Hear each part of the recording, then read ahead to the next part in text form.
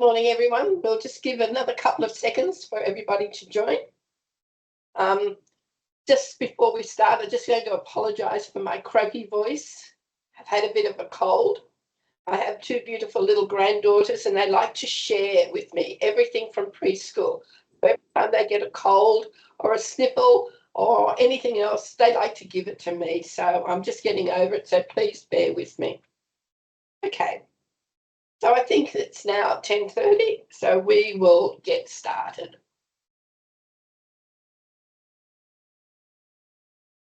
We will get started if my clicker works. Oh, not getting started because my clicker is not working. Okay, here we go. Hi, and welcome. So I'm so glad that you could join us here today for this important session on unpacking the standards for RTOs 2025. And so, as I said, my name is Nerida, and I'm the lead trainer and assessor here at TAE Institute. I've been working in this industry for over 20 years, and let me tell you, it's been quite a ride. So we started out from AQTF and VTAB, we went to ASQA, we've got the standards 2015, I've seen it all. And it's been really challenging, fulfilling, and occasionally a bit of a roller coaster. But I'm happy to say that one of my proudest moments was achieving 100% compliance in an ASQA random audit. That feeling of validation, all that effort, planning, and focus on quality really paid off. It was truly liberating. So today we're here to explore what's changing, why it matters, and how we can navigate the new standards with confidence, clarity, and maybe a bit of humour along the way. Now, just before we go too much further, I won't be able to answer questions during the session today. We won't have time, but we'd love to hear from you. So please pop any questions or reflections into the chat and we'll send out a Q&A summary to all participants sometime next week. So where are you in the journey? So give me a thumbs up if you've got a good understanding and give me a thumbs down if you don't. So a bit of a mixed response. Well, this session isn't about unpacking every detail of the standards. Think of it as more as your sort of like guided preview. We're setting the scene. We're not reading the fine print yet. And so we're here to support a deeper understanding of what's coming in the standards. We've actually set up a full PD calendar where we'll dive into each of those outcome-focused standards one at a time later on, and we'll see that towards the end of the presentation. So, let's be honest. Whenever there's talk of changes to the standards, it's a bit easy to feel overwhelmed. There's a lot of information, a lot of detail, and often not a lot of clarity about what it means for us in practice. So that's exactly why we've put this session together. Today we're going to break down things and focus on what really matters. We'll walk through the key areas that are likely to shape how RTOs operate and what they mean for not only trainers and assessors, but managers and support staff as well. So we're not about ticking boxes.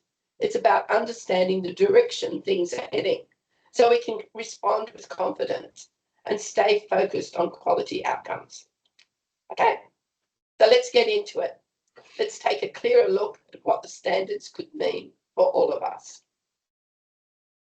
So the current standards for RTOs 2015 have been in place for a decade. And over that time, the vocational education and training landscape, it has changed significantly. We've got industry demands, learner expectations, and digital delivery methods. And there's a need for a stronger quality assurance, and that's prompted this national review. Now, I attended one of the recent ASQA workshops where they explained that they won't be developing a mapping guide from the 2015 to the 2025 standards. And look, that's a great approach. But RTOs should be able to have an understanding of where we're going from and where we're coming to. So I think that honestly, most of us don't mind having a bit of a roadmap when the terrain is unfamiliar. And being able to see what change can actually help us focus. It lets us figure out what's new, what still fits, and what we might need to rethink.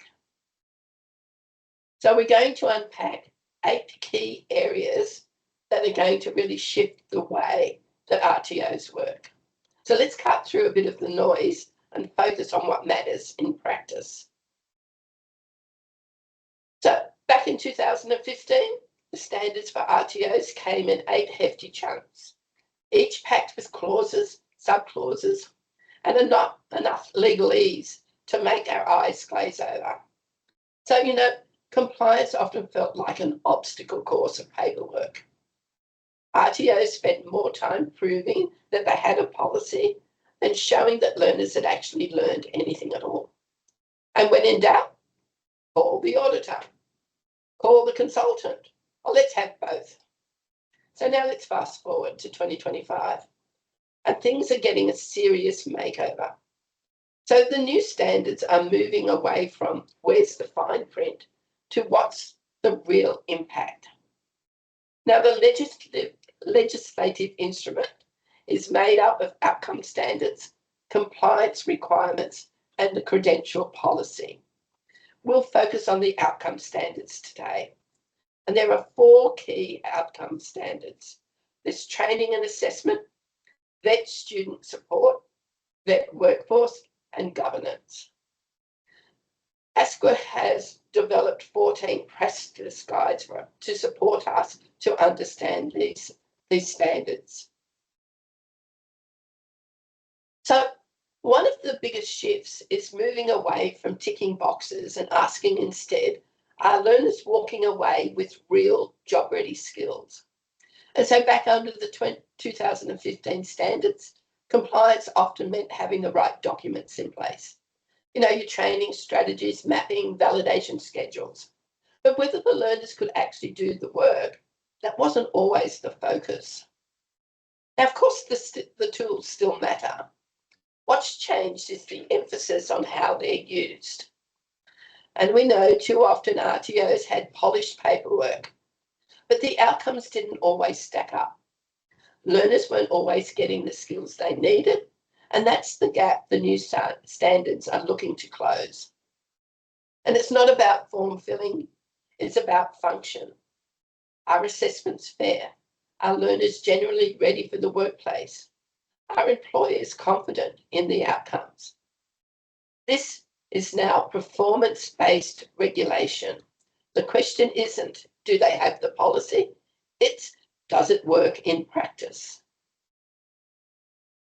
So what are we shifting towards?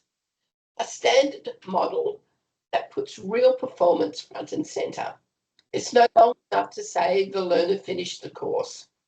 We need to know that they've walked away with skills that matter, that assessments are meaningful, judgments are consistent, and outcomes relevant.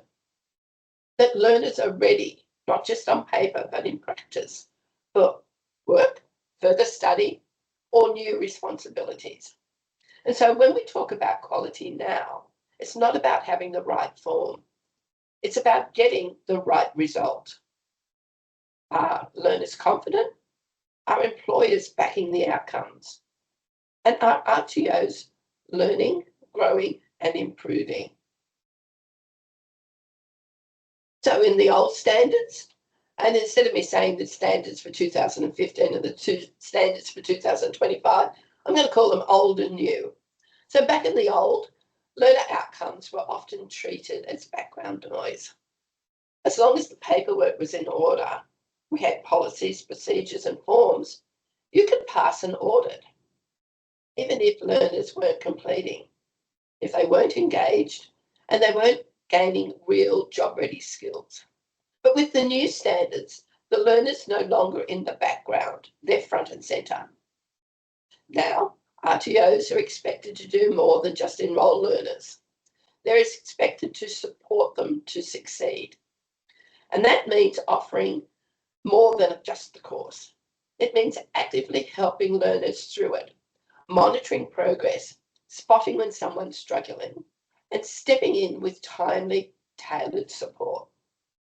So it's not just about ticking off the units, it's about making sure learners actually build knowledge, skills, and confidence. The kind of capability that makes employers say, "No, what, we'll take that." And it doesn't stop at delivery. The new standards require RTOs to take feedback seriously, use data meaningfully, and make real improvements. Continuous improvement isn't a side task, it's central. So, finishing the course, well, I think that's just the start. Real success is when learners walk away confident, capable, and ready for what's next. And whether that's, as we said, stepping into a job, going for a promotion, or continuing their studies.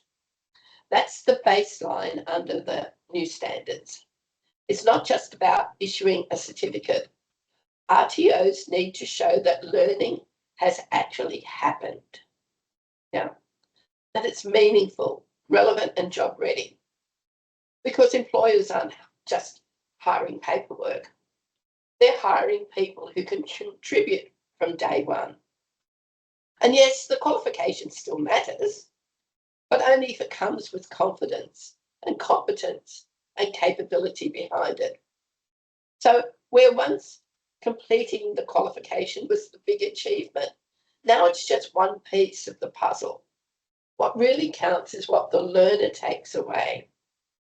Did they develop core skills that they need? Like the communication, the teamwork, the digital literacy. Were barriers to learning identified and addressed? And was the experience practical, purposeful, and connected to real work? And most importantly, did the learner grow? And so that's the shift from paperwork to people. So what are the new standards really asking of RTOs? So basically, they want us to ditch the old enrol, assess, complete, that checklist that we use, and actually focus on the learning, the real learning, the kind that sticks and makes sense in the workplace, and doesn't stop just because the assessment is done. So training needs to flex, not force. Learners start in different places, so we need to meet them there and help them move forward. And for learner support, let's not just wait for things to go wrong. Support should show up early, stay late, and actually be useful.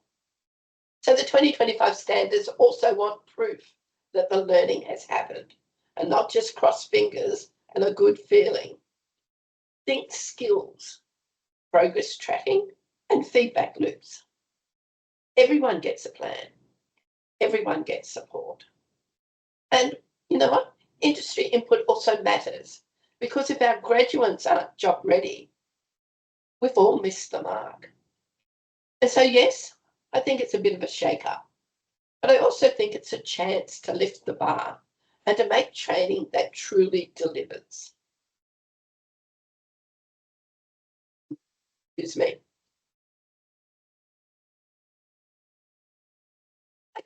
So let's shift gears a bit and talk about who's delivering the training, because capability isn't about learners. It's also about the people behind them.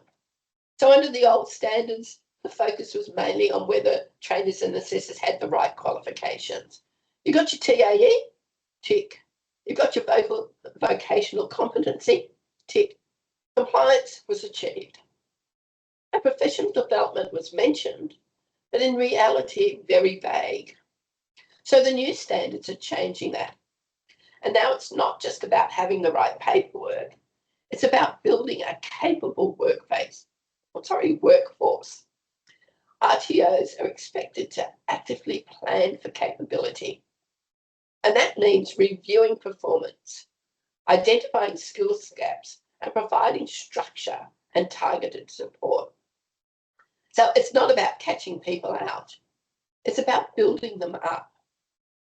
There's also a stronger emphasis on currency, both vocational and industry.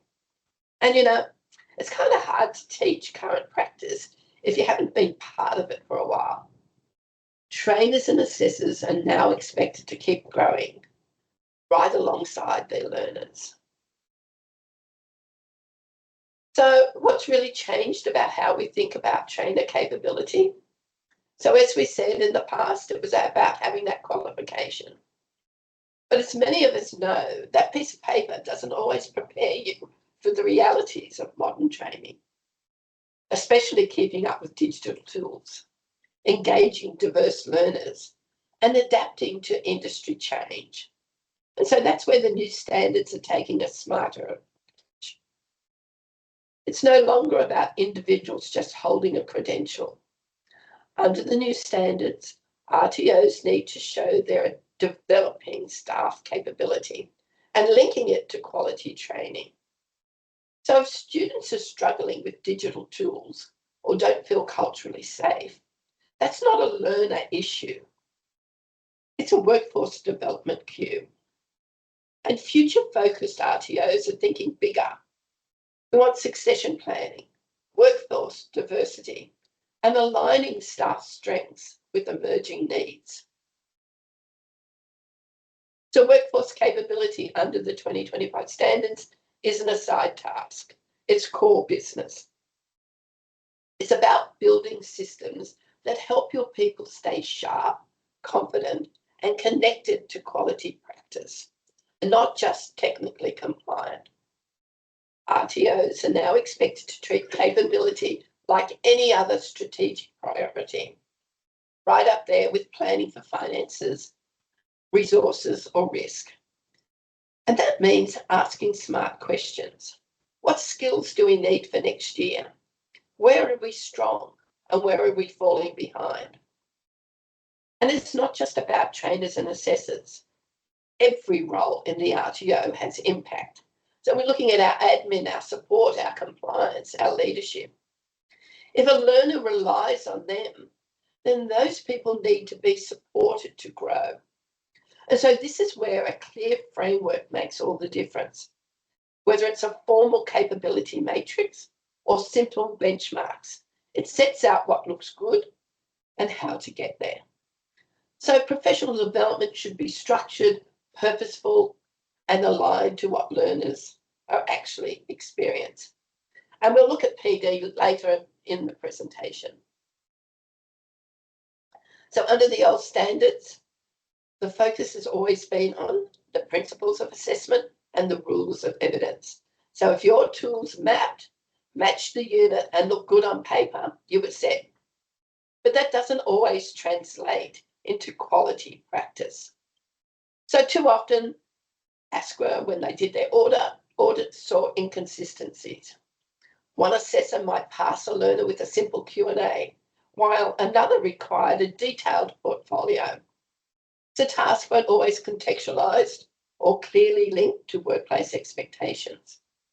And learners were frequently asked to recall information instead of demonstrating real skills. So assessment isn't about paperwork, it's about performance. And so those tasks must be practical, valid, and genuinely reflect what learners would do on the job. RTOs are expected to go further than creating just compliant tools. They need systems to ensure that those tools are being used effectively, consistently, and competently. So this includes a stronger focus on assessor guidance, clearer task design, and regular reviews of outcomes. And of course, the new standards keep harping back to industry input is no longer a nice to have, it's an essential. If an assessment doesn't reflect current job expectations, then learners and employers, they're being shortchanged. So the new standards shine a light on something that we know is crucial, and that's assessment integrity. And we've seen so much in the media lately about RTOs who have been closed down, where learners have had their certificates withdrawn because of the assessment integrity. So we're being encouraged to move beyond surface level compliance and into systematic quality assurance. So this means doing the work that actually improves outcomes, not just tick the boxes. So unfortunately, it's no longer enough to say, here's the tool, and yes, it maps to the unit. That's just the beginning.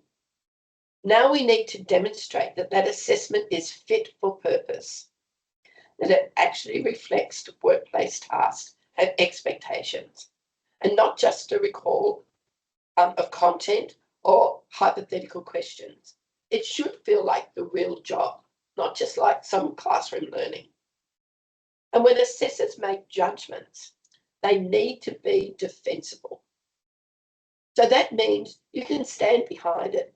You can show the evidence and explain how it demonstrates competency.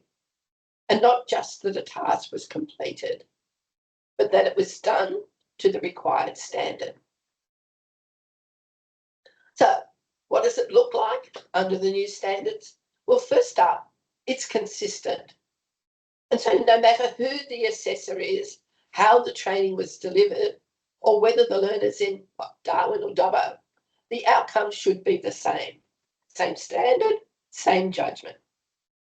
As we said, secondly, it's defensible. Every assessment decision needs to be backed by solid evidence. Not just they handed something in, but clear proof that they met those benchmarks. And assessors should be able to explain a judgment without thinking, oh my God, I'm breaking into a sweat. What was my decision here? And third, it's reviewed and regularly. If the same task keeps tripping people up or the results vary across assessors, that's a red flag, not a fluke.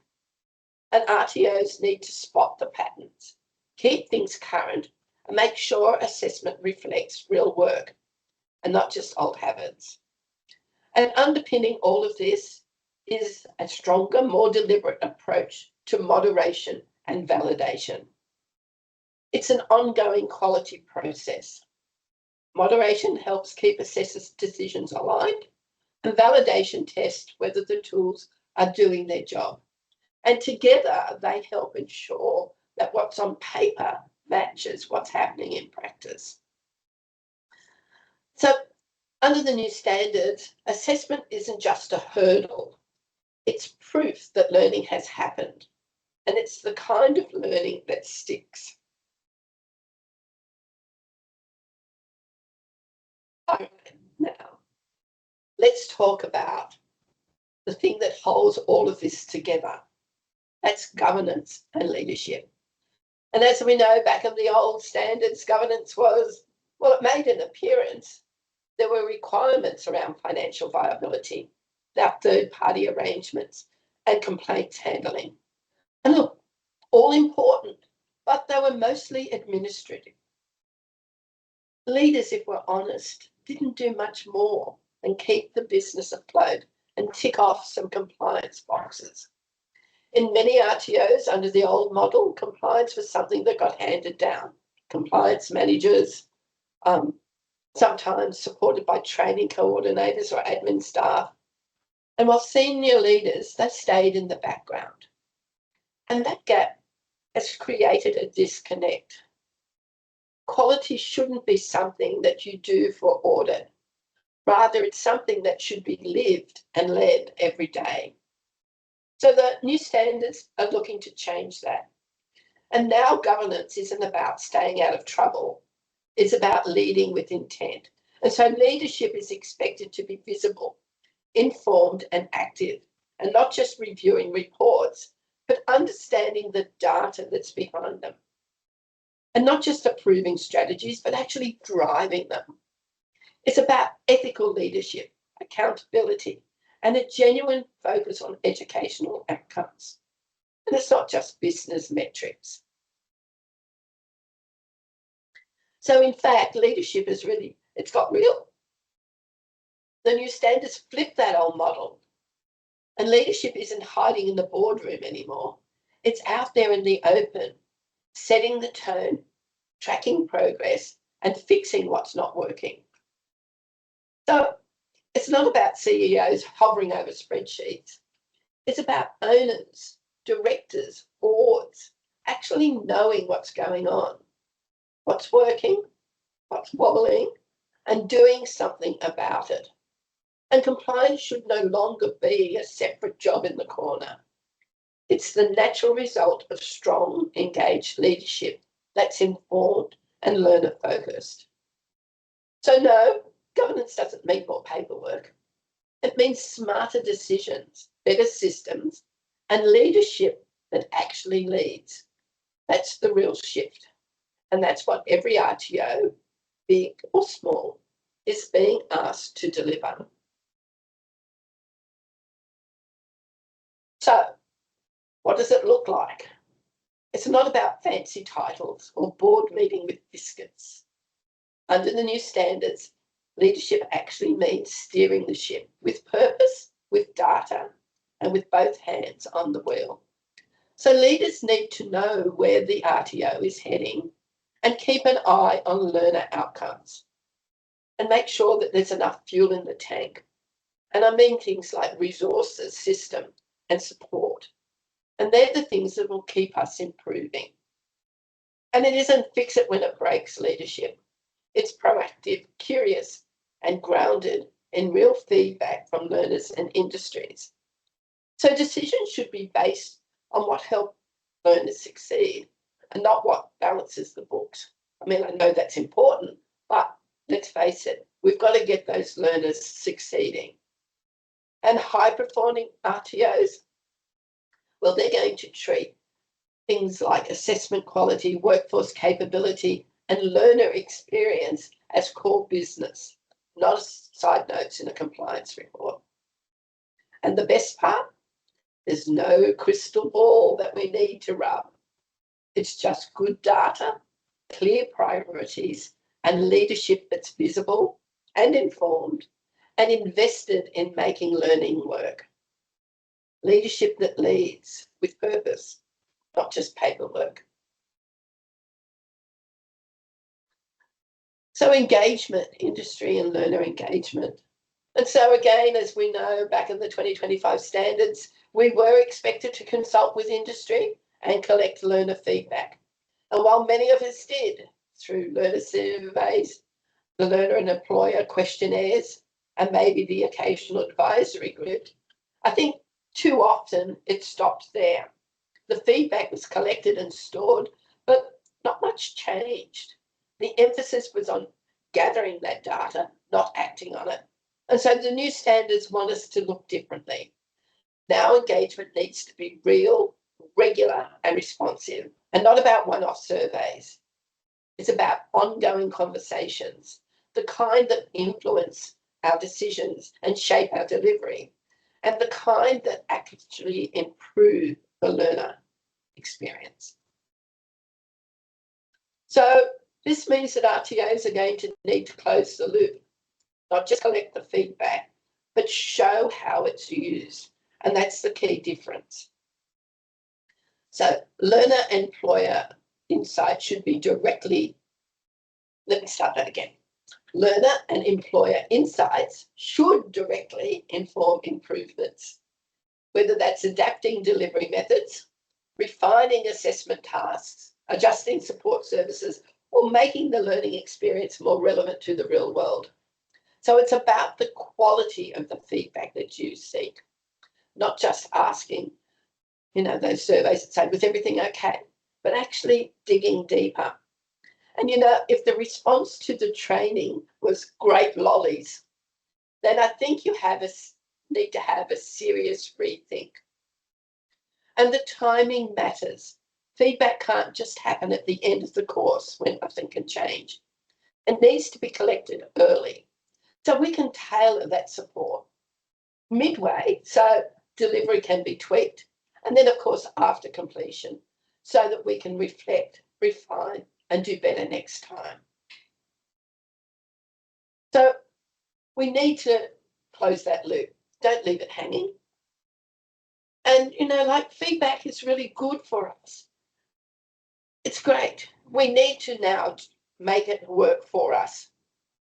It means that we need to look at that feedback so that we can fix clunky assessments. Or maybe we're going to shift delivery times for learners with busy lives. Or we might need to bring in industry to help us finesse a task. It might even be something just as simple as rolling out a digital welcome so learners don't feel at the start of the course that they're lost and they don't know where to go. And once we've made a change, and this is the important part, don't keep it a secret. Let's do a quick staff update or a learner newsletter, or even better, put it on our website and say, you said, we did. It just goes a long way so that everybody understands that their voice matters and we acted. And that builds trust. Learners stay engaged, employers will lean in, and staff feel heard and energised. And so in high-performing RTOs, feedback isn't something that we're just going to collect and fire. It's going to be something that we work with. So if a unit lacks in satisfaction, then find out why. If graduates aren't job ready in some areas, then invite industry to come in and co-design.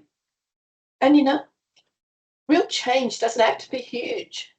It just has to be meaningful, visible, and shared. And that's what I call closing the loop.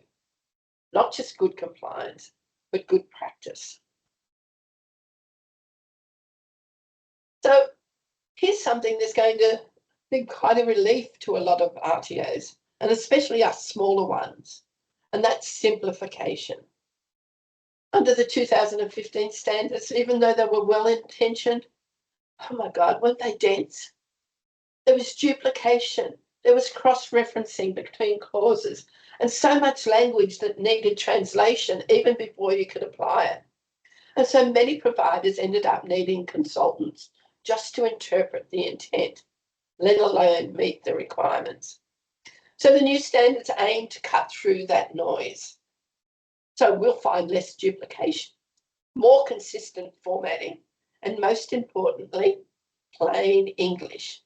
So requirements are clearer, outcomes are easier to define and to identify, and the connection between what we're being asked to do and why it matters is far more direct. And so then all of that brings us to this big picture. At the heart of the 2025 standards is a smarter approach to regulation, and one that moves away from all of that rigid box ticking and towards more meaningful risk-based oversight. So the idea is simple. Compliance should be the natural result of good practice and not a bureaucratic burden. So look, good providers already support their learners. They engage with industry and they value quality. The new standards are designed to recognise and support that and not bury it in red tape. So instead of asking us, do you have a policy for that? The question will become, are your learners progressing? Are they gaining real skills? And are your systems working? And that's the shift from forms to impact, from systems that exist on paper to systems that actually improve what we do. And look, I think that's good news for everyone. Because when regulation makes sense, then it leaves room for what really matters and really why we're here, helping learners and making real impact in the workplace and beyond. So, under the old standards, many small and regional RTOs found themselves buried in paperwork. And not because they didn't care about quality, but because the system was too complex and too prescriptive and too focused on proving compliance instead of improving outcomes. So under the new standards, they're looking to change this. They shift the spotlight to what really matters: learner success, capable staff, meaningful assessment, and industry engagement. So whilst we're still being held to a high standard, it's now clearer, fairer, and more focused on performance and not just those procedures. And I think one of the biggest wins then is that scalability, because a small RTO, who may be in regional New South Wales, isn't expected to run like a national provider with multiple campuses and all those third-party partners. The standards are now recognising that size, risk, and context matter. So what's expected is that your systems work for you and that learners are supported effectively. So for the larger RTOs, it's not a free pass.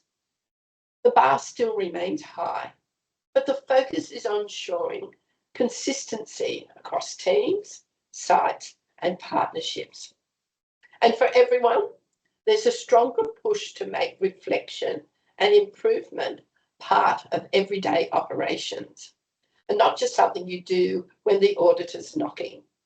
It's not about doing more or less, it's about doing what works.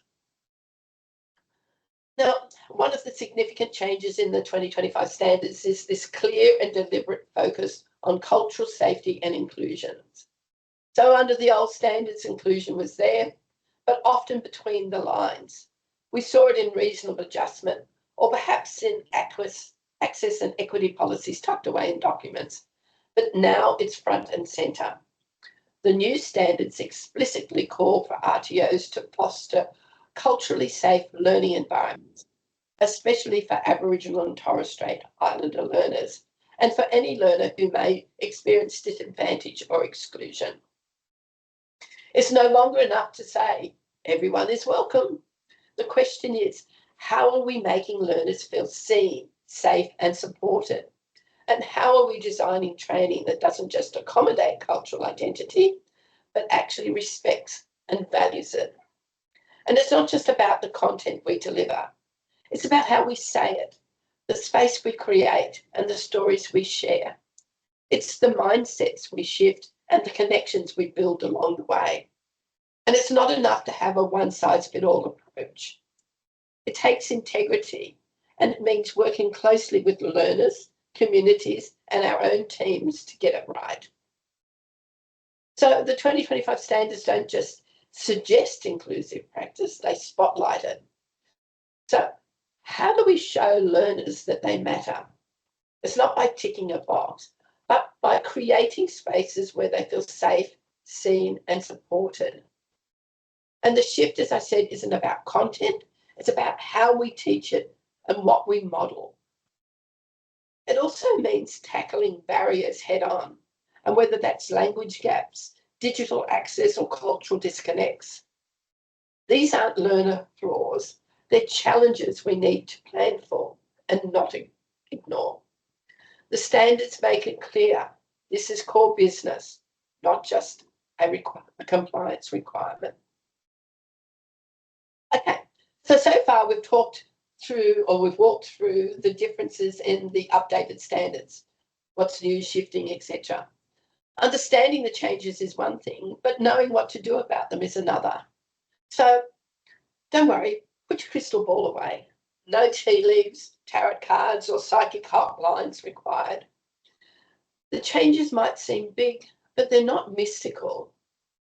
So let's take a really quick look at practical things that RTOs can do to respond to the reform priorities.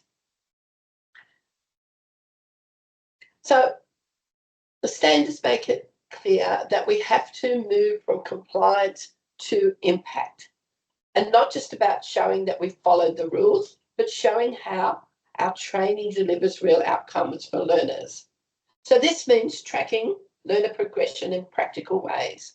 So we want dashboards that show engagement, completions, and competency milestones, and with regular check-ins to spot who's on track and who needs to support.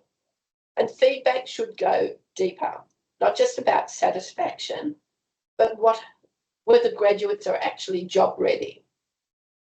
And finally, RTOs need to tell their impact story using data, learner feedback, and real-world results that show that what we do is making a difference.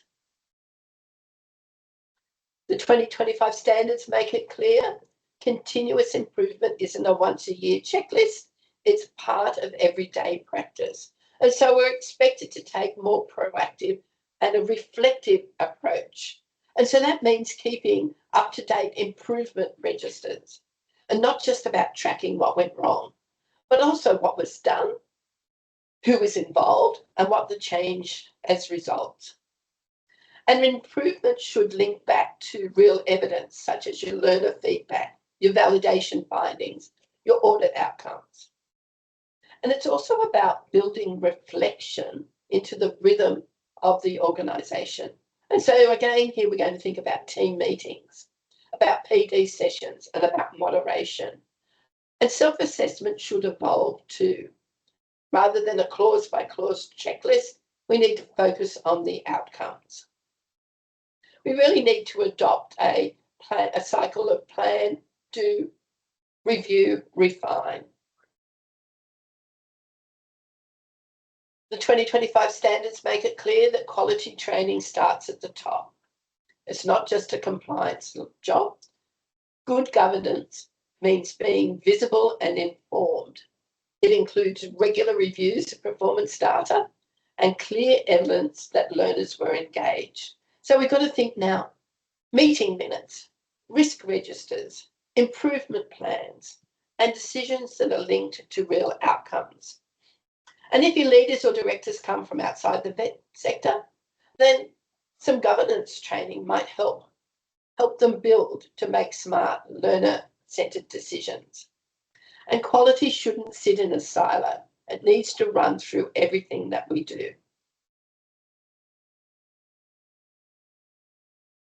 We need to focus on learner support.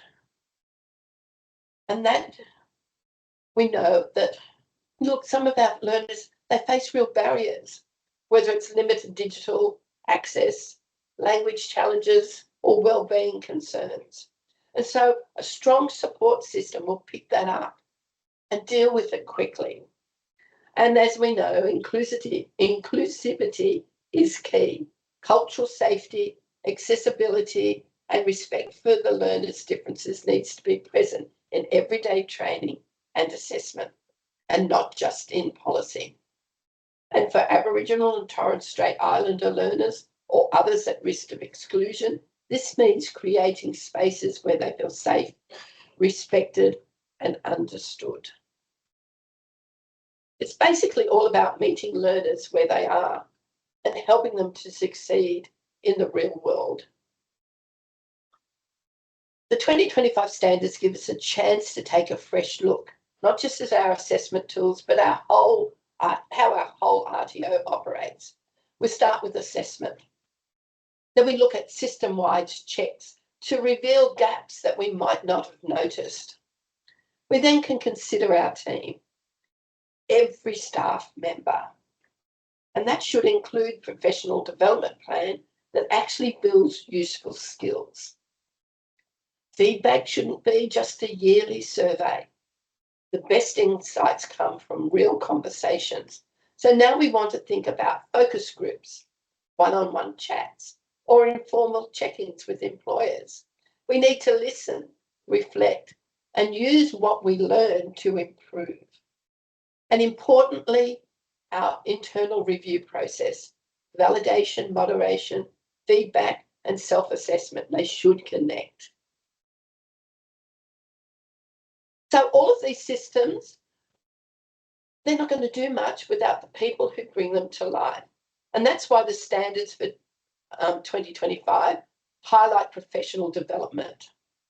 We need to be aware from andragogy to cultural safety to digital tools and industry relevance. PD should lift the quality across the board. It shouldn't be just once a year event. Capability grows through mentoring, peer learning, and regular conversations. This new approach goes beyond keeping our qualifications up to date.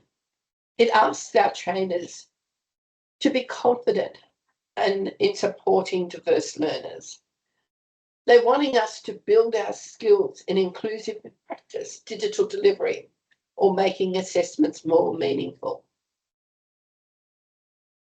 So the professional development requirements reflect a broader, more strategic view of capability building, and not just meeting base level credential requirements, but fostering ongoing professional growth to ensure higher quality outcomes. So in the last few minutes that I've got, and I'm sorry I might go a couple of minutes over time, let's just have a quick look at that. So it's not about collecting certificates like fridge magnets. It's about building real capability across your whole team. It starts with smart planning. PD should match what you deliver, who your learners are, and where your team needs to grow. Strategic, not last minute. Trainers might need digital tools or fresh industry insights. Support staff may benefit from training in systems or learner engagement. And leaders, they might want to focus on governance, strategy, or creating more inclusive teams. So under the new standards, PD needs to show up in our practice. So professional development is about generally strengthening capability across areas that count. And so this might include our training and assessment practices. It's about making sure our learning design speaks to the needs of real people, learners and industry alike. It's about vocational and industry competency. And that might mean doing site visits or shadowing or consultancy or hands-on work that keeps our knowledge current and our experience relevant. We need to also be aware of digital capability, and I think this is a really strong point. It's not just about knowing your way around a platform. It's about using technology to support learning. And of course, inclusive practice and cultural safety. Trainers need to understand how to respond to the different strengths, needs, and identities of our learners, from First Nation learners to neurodivergent students and those from culturally diverse backgrounds. The goal is to create spaces where everyone feels welcome, seen, and able to succeed.